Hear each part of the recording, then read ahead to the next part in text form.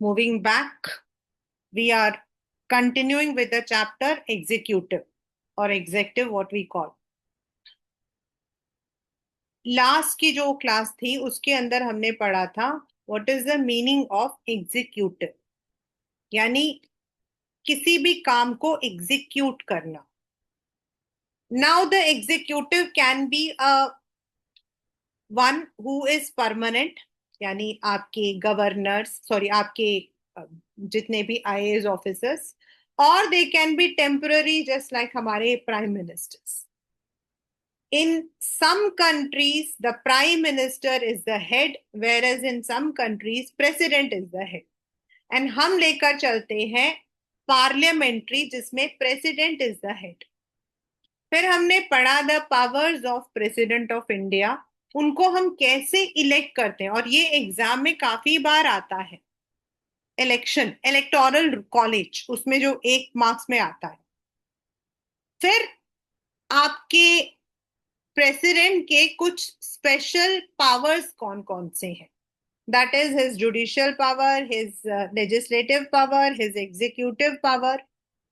Then what are the conditions when the president of India can proclaim an emergency.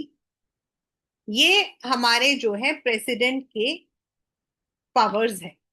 फिर एक बहुत important 5 marker 6 marker में आता है the discretionary powers of parliament president, यानी कुछ स्पेशल टाइम में लाइक रिकंसिडर करना किसी भी डिसीजन को. he or she can ask the council of ministers. Veto power actually mention नहीं है, लेकिन हमारे यहाँ एक ऐसा, जिसको हम बोल सकते हैं झोल है, कि कई बार अगर प्रेसिडेंट के पास कोई बिल गया तो हमारे कॉन्स्टिट्यूशन में कहीं नहीं लिखा है कि प्रेसिडेंट उस बिल को कितने टाइम तक रख सकते हैं अपने पास. लाइक राज्यसभा के लिए 14 डेज का टाइम है, उनके लिए कोई टाइम नहीं है. और ये उनके लिए एक स्पेशल टाइम बन जाता है, सिंस उस टाइम को ही मे एक्सटेंड. और हमारे ही देश में ऐसा एक टाइम आया है जब president had use this power. I think it was ज्ञानी जैल सिंह और समबडी, जिनके पास बिल गई, लेकिन उसके बाद गवर्नमेंट चेंज हो गया and that bill could not be executed. तो ये उनका वीटो पावर हो जाता है. Veto power is not here as the मना करने का power. Veto power is pocket veto. Next is all the appointments जो होते हैं, नॉर्मली हम इलेक्शन के थ्रू करते हैं, लेकिन कभी कभी जब ऐसा हुआ भी है कि there have been time when the clear majority was not there, किसी भी पार्टी को क्लियर मेजॉरिटी नहीं मिली, तो प्रेसिडेंट ऑफ इंडिया ने अपने हिसाब से जो ठीक लगता है उसको बोला टू फॉर्म द गवर्नमेंट. ये हम लोग लास्ट क्लास तक पढ़ चुके हैं. अब अपने आंखों के साथ अपने कान बिल्कुल खोलकर रखने हैं, क्योंकि आने वाले टाइम में with in a short period हमारे वाइस प्रेसिडेंट ऑफ इंडिया, जो कि जगदीप धनखड़ जी थे, उन्होंने रिजाइन कर दिया है और अब उनकी जगह पर the new vice president is going to be appointed. And I think BJP ने अपना जो नाम है वो JP, sorry mister Radha Krishnan कुछ नाम है, वो उन्होंने सजेस्ट किया है आज. तो इसका मतलब आने वाले किसी भी टाइम में the elections of vice president will be there. तो ये आप जरा कान खोलकर देखना कि कैसे इलेक्शंस होंगे, इलेक्शंस हमारे कैसे होंगे. Right. So right now, Mr. Jagdeep Dhankar has already resigned. ये last year का था, तब थे ये.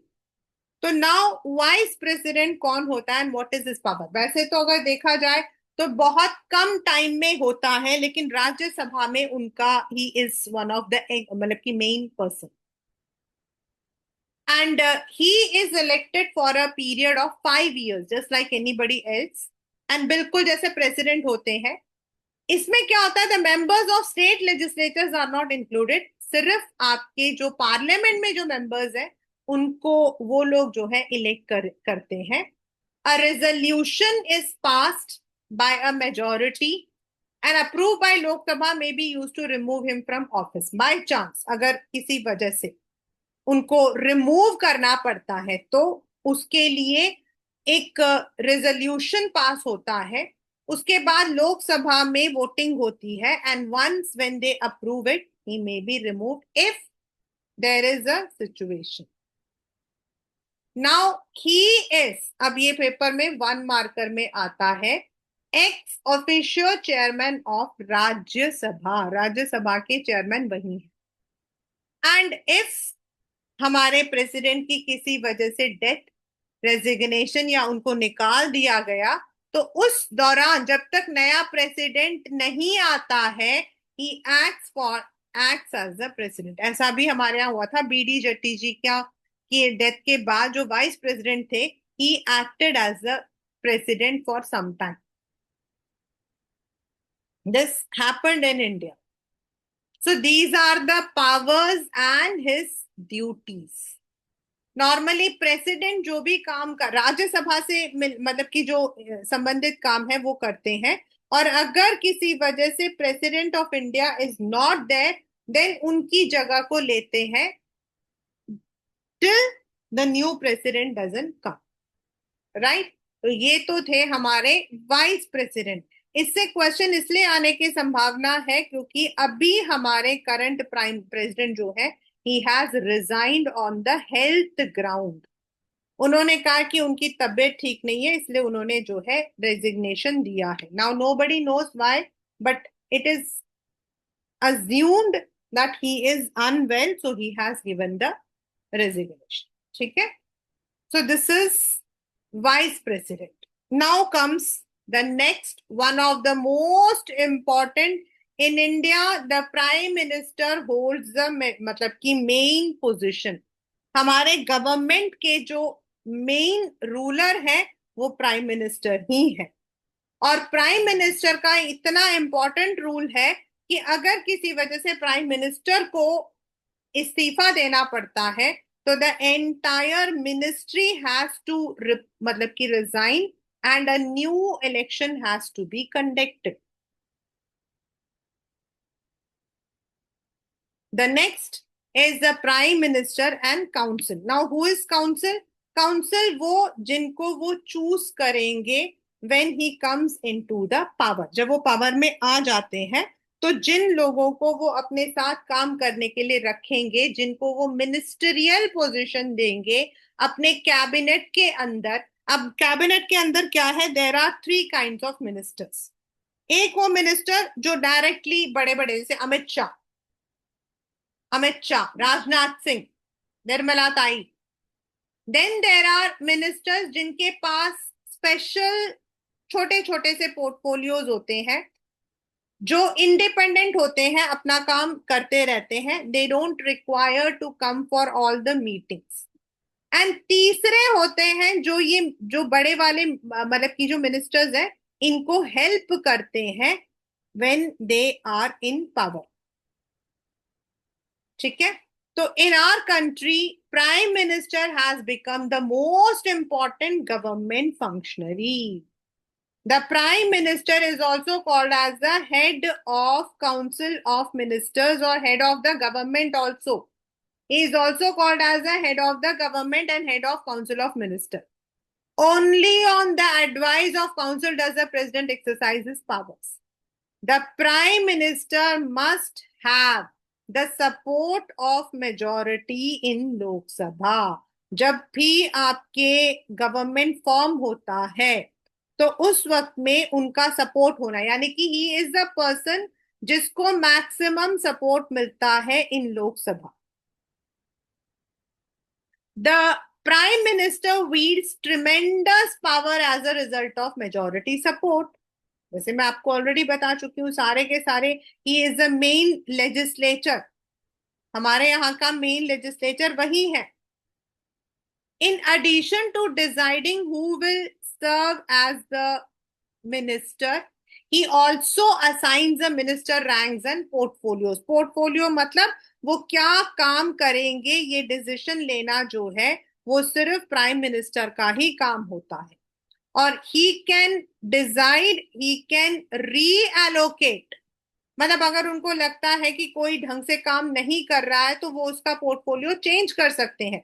किसी वजह से उनको लगता है कि इस इंसान को हमें दूसरी जगह पे डालना चाहिए, वो डाल सकते हैं। He ministers are ranked as first cabinet minister. Cabinet होते हैं बिल्कुल जिनके पास बड़ी बड़ी मिनिस्ट्रीज होती हैं। मिनिस्टर ऑफ स्टेट यानी कि जो छोटे मिनिस्टर्स होते हैं। एंड डेप्यूटी मिनिस्टर्स होते हैं जो कैबिनेट मिनिस्टर को असिस्ट करते हैं। राइट। हमारे यहाँ पर जैसे डॉक्टर, मतलब कि जो अमित शाह है, he is home minister. Rajnath Singh हमारे जो है एक्सटर्नल। निर्मला सीतारामन हमारे फाइनेंस मिनिस्ट्री। ये आपके कैबिनेट मिनिस्टर्स हैं। देन मिनिस्टर्स ऑफ स्टेट के अंदर इफ यू सी, छोटे छोटे टूरिज्म, देन आपका टेक्सटाइल मिनिस्ट्री, पावर मिनिस्ट्री आती है। एंड डेप्यूटी मिनिस्टर्स होते हैं जो कैबिनेट मिनिस्टर्स को असिस्ट करते हैं, because all the work can not be done by the cabinet ministers itself. जब भी गवर्नमेंट को, प्राइम मिनिस्टर को लगता, जैसे अभी कोविड था, देन पाकिस्तान के साथ देयर वाज सम टेंशन, तो if the government has to chair a high level meeting, उनको मीटिंग बुलानी पड़ती है, तो सारे कैबिनेट मिनिस्टर्स जरूर आते हैं। लेकिन जो स्टेट मिनिस्टर्स होते हैं, मिनिस्टर्स ऑफ स्टेट, वो तभी आते हैं if that meeting is for them. अगर उनको स्पेशली बुलाया गया है तो ही आते हैं, अदरवाइज वो ना आए तो भी कोई बात नहीं। लेकिन जो प्राइम मिनिस्टर है वही इन जो मतलब की जो मीटिंग्स होती है इनको चेयर करते हैं, यानी कि he is the one who will be the main person. Right. Similarly जब अगर आप, ये तो हो गया हमारा इन द लोकसभा, मतलब जहां हम लोकसभा के बारे में बात कर रहे हैं वहां पर ये मिनिस्टर्स है। Now what about the chief ministers state? जो स्टेट में गवर्नमेंट है उसमें क्या होता है, उसके अंदर जो हमारे चीफ मिनिस्टर है उनका सेम पोजीशन है जो कि हमारे प्राइम मिनिस्टर का रहता है। ही इज द वन जो कि पॉलिटिकल पार्टी का हेड है। उनके जो कैबिनेट मिनिस्टर्स होते हैं, अगर आप अभी रेखा जो आपकी चीफ मिनिस्टर हैं ऑफ दिल्ली, अगर आप उनका देखोगे कौन कौन मिनिस्टर है, एजुकेशन मिनिस्टर कौन है, आपका पावर मिनिस्टर कौन है, तो same they have the power. लेकिन वहां पर जो प्रेसिडेंट का काम होता है ना, वो काम होता है गवर्नर का। और ऐसा बहुत बार कहा जाता है कि जो गवर्नर होता है ना, वो normally he is appointed by the central ministry, union ministry, यानी कि जो लोकसभा में गवर्नमेंट है वो उनको अपॉइंट करती है। तो कई बार कहा जाता है कि डायरेक्ट और इनडायरेक्ट जो सेंट्रल मिनिस्टर्स हैं, यानी कि जो भी पार्टी सेंट्रल गवर्नमेंट होती है वो ज्यादा पावरफुल होती है, क्योंकि इनडायरेक्टली वो जो है स्टेट पर भी रूल करते हैं। चाहे स्टेट में कोई और भी पार्टी होती है तो भी वो स्टेट पर रूल करते हैं, क्योंकि जो गवर्नर होता है उनको अपॉइंट वहां से किया जाता है। इसके ऊपर काफी डिबेट भी रहता है।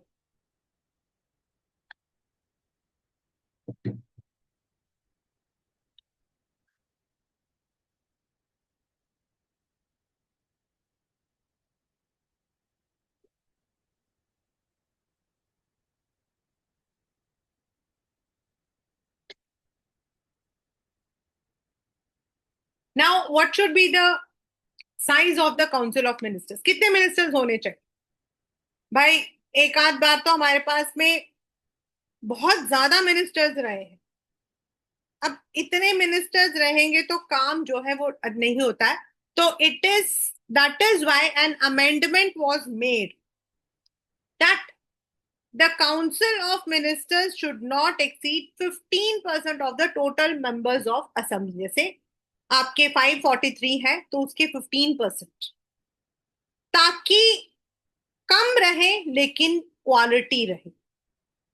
When a ministry loses confidence, Lok Sabha में जितने भी आपके मिनिस्टर्स होते हैं उनको रिजाइन करना पड़ता है। and a new government has to be formed. And the same goes for assembly also.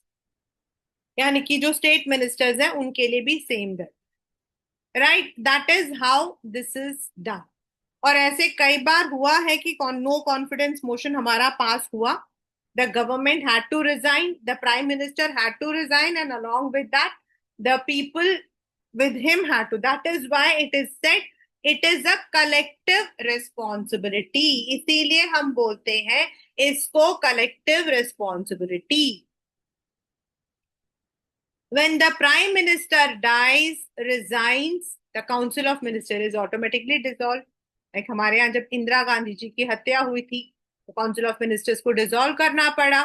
But a minister's death, dismissal or resignation creates a ministerial vacancy.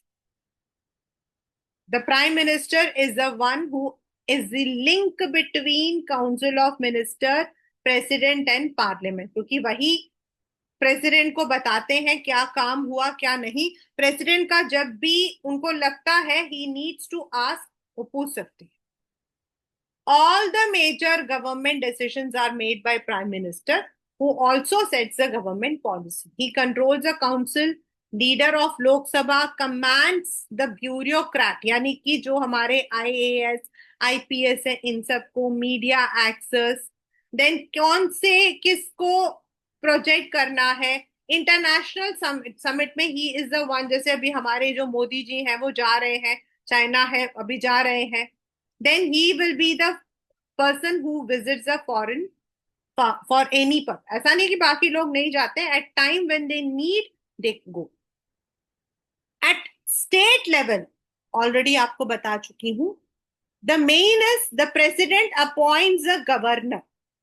अब ये यहाँ पे हमेशा देयर इज अ डिबेट। अब ये जो प्रेसिडेंट है ना उसको तो अनोनिमसली इलेक्टोरल कॉलेज से करते हैं, लेकिन गवर्नर जो है he is appointed by the central government. तो हमेशा स्टेट्स जो है ये शिकायत लगाती है कि भाई सेंट्रल गवर्नमेंट इनडायरेक्टली हमारे ऊपर रूल करती है, and the governor has more discretionary power than chief minister, और इसी वजह से there is always a dispute. अभी लास्ट जो गवर्नमेंट थी in Delhi, they had a good conflict with the governor. उस वक्त के जो गवर्नर थे उनके साथ उनका अच्छा सा कॉन्फ्लिक्ट चल रहा। नाउ आते हैं परमानेंट। अब इसमें परमानेंट में क्वेश्चन कौन से आते हैं, ये वाला जो क्वेश्चन है ये आपका इंपॉर्टेंट है। इन द परमानेंट, परमानेंट कौन है हमारे, जो आपके एडमिनिस्ट्रेटिव ऑफिसर्स, IAS IPS, आपके जो भी कलेक्टर्स जिनको हम बोलते हैं, ये सब हमारे आते हैं प्राइम मिनिस्टर, उसका नाम क्या, परमानेंट में। The prime minister, ministers, and a large organization as a bureaucracy or administrative make the government executive. But in a democracy, the government is led by elected representative ministers and the admin who is under their control. अब ये जो admin है, they cannot make any policy, क्योंकि prime minister क्यों policy बनाता है, क्यों हमारे लोकसभा के मेंबर्स पॉलिसी बनाते हैं। एक मतलब कि there are number of memes on this, काफी अच्छा है कि जो पढ़े लिखे होते हैं IAS ऑफिसर्स खूब मेहनत करते हैं, खूब पैसा लगाते हैं, खूब, और उसके बाद they become the IAS officers. लेकिन वो लोग काम किसके नीचे करते हैं, वो पॉलिटिशियंस जो शायद ही स्कूल भी गए हों। ऐसा क्यों, Why? This is because हमारा जो है, we have a democratic government. And in democracy, the people choose their leaders, whether they are educated, uneducated, literate, illiterate, highly educated, depending on their personality. और ये जो परमानेंट होते हैं, they are the one जो ये देखेंगे कि वो जो लेजिस्लेचर्स ने पॉलिसीज बनाई है उनको मेरे को उनकी रक्षा करनी है, उन्हें इंप्लीमेंट करना है, राइट। सो एडमिनिस्ट्रेशन ऑफ जो एडमिनिस्ट्रेटिव ऑफिसर थे दे आर परमानेंट।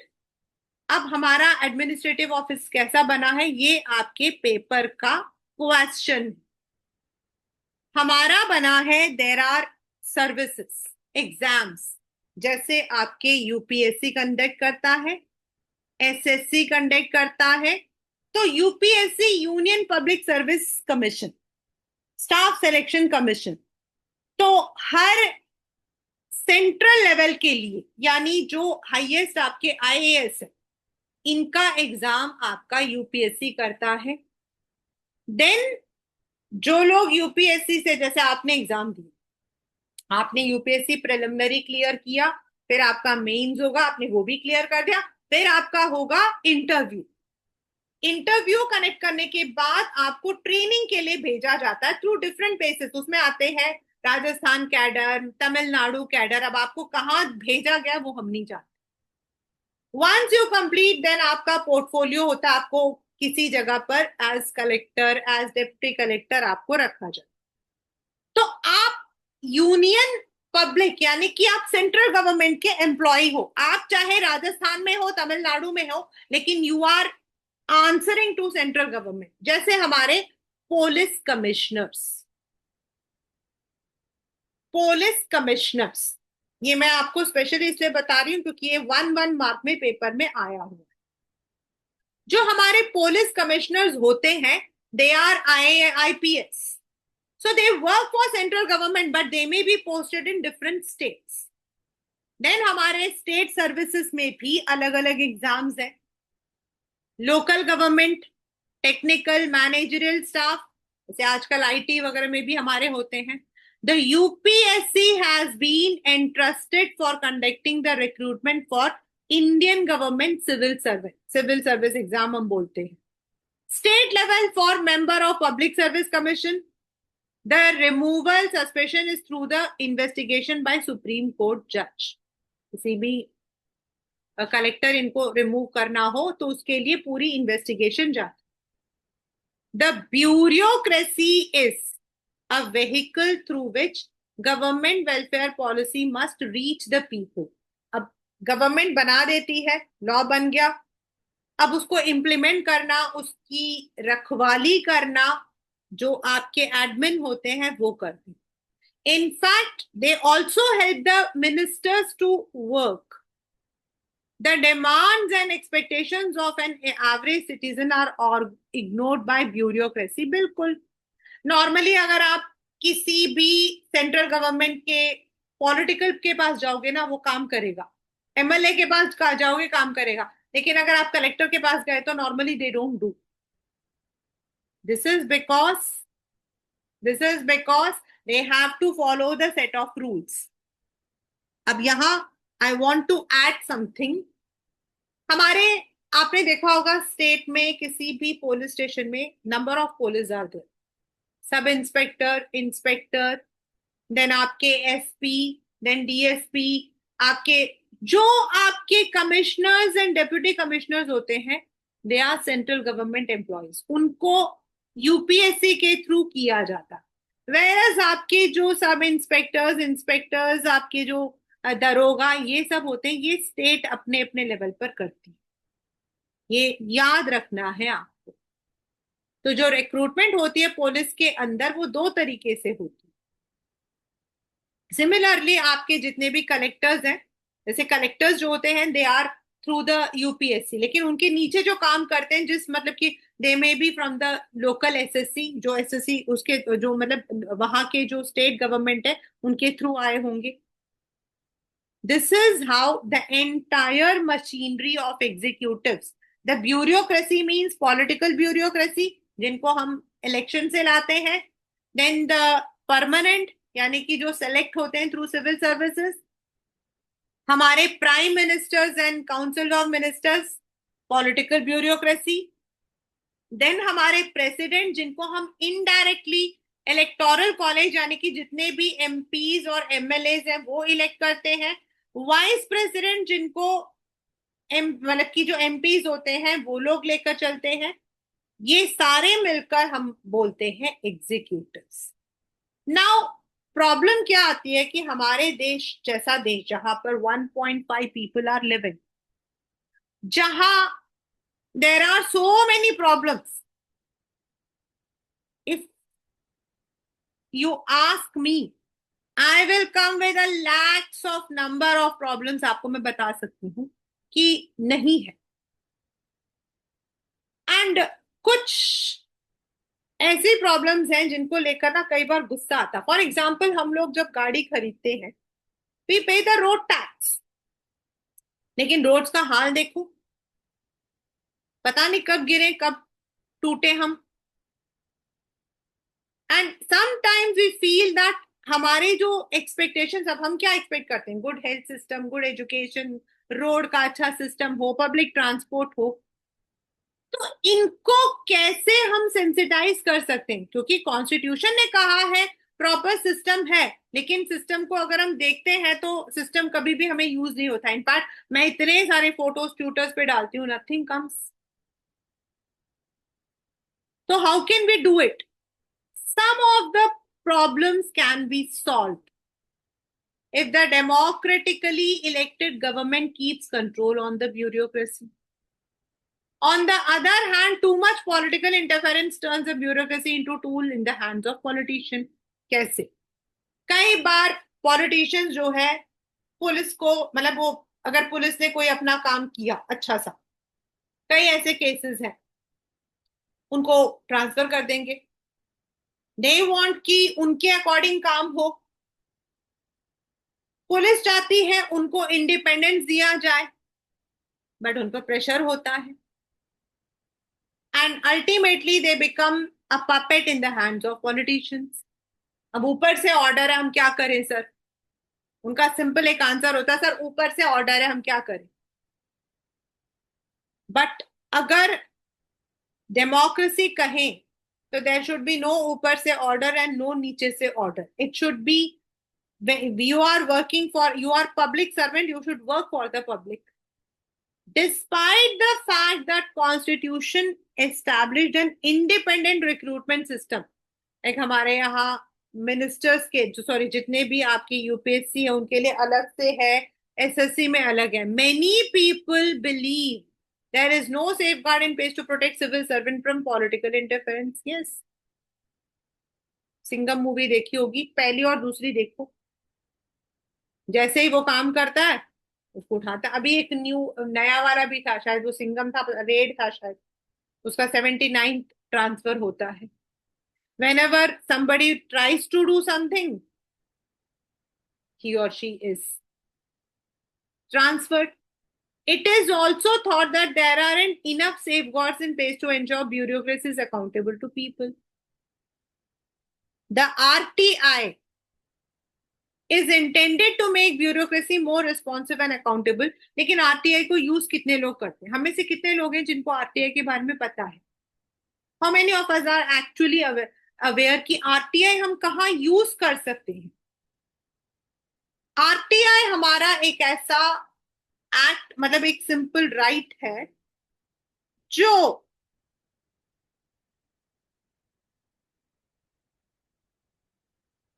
आपको ये पूरा वो देता है कि where the government is spending the money, where my tax money has gone.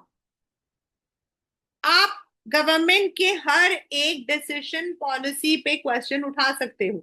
You have the right to get that information, but then it becomes a very long hazard procedure. और अगर आप आरटीआई का वो देखोगे ना, तो लोगों ने पता नहीं किस किस चीज पर आरटीआई डाल रखी है।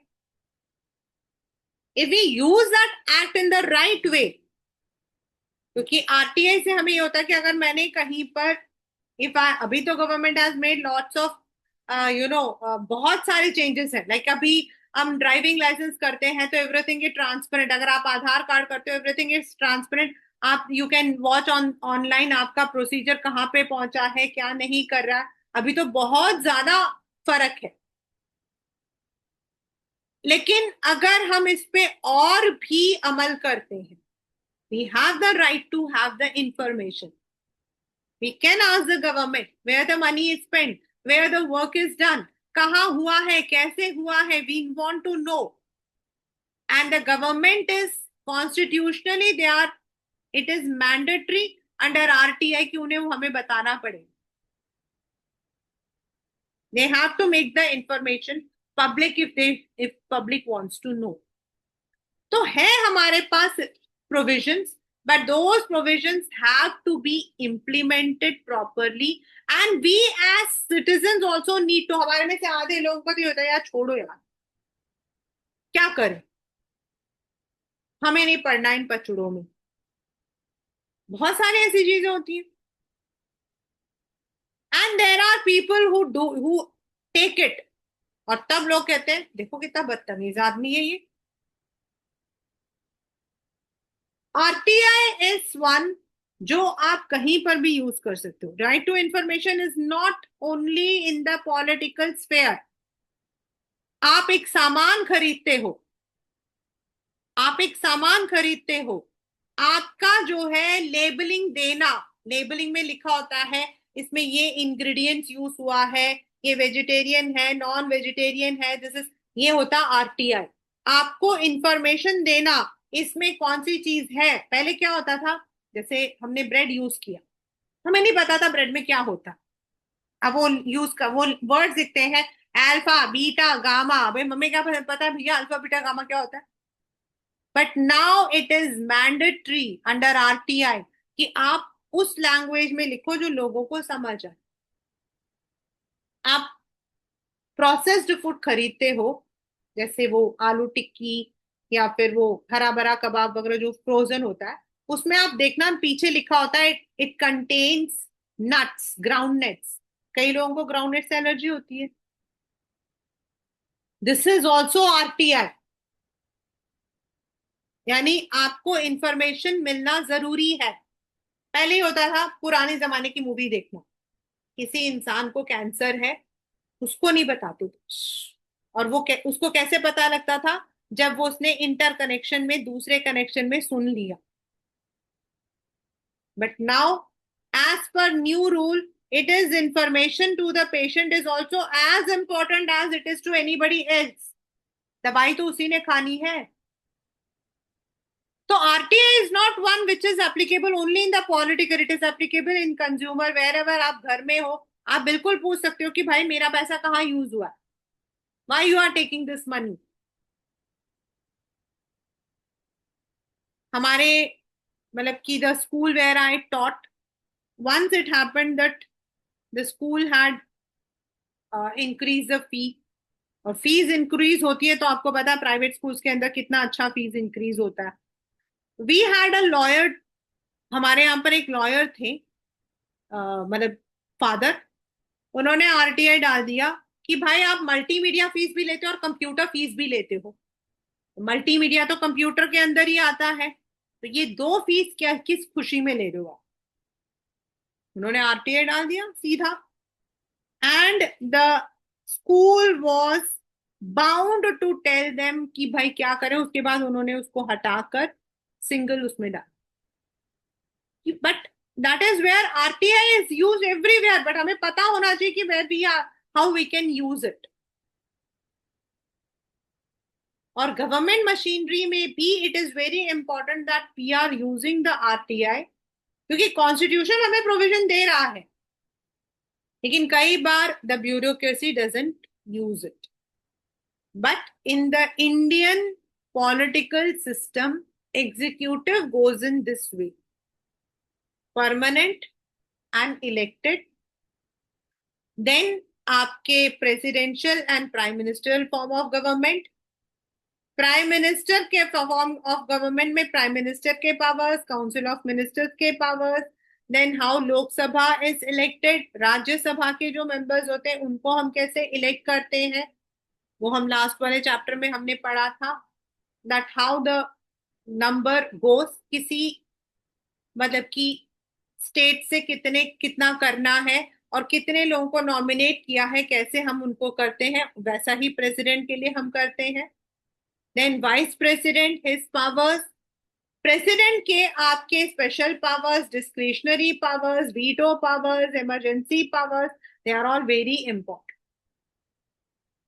Then at the state level जो प्राइम मिनिस्टर का पोजीशन है वो चीफ मिनिस्टर का होता है, एंड जो लेजिस्लेटिव्स होते हैं वो एमपीज के जैसा काम करते हैं, and there are all they also have the ministers.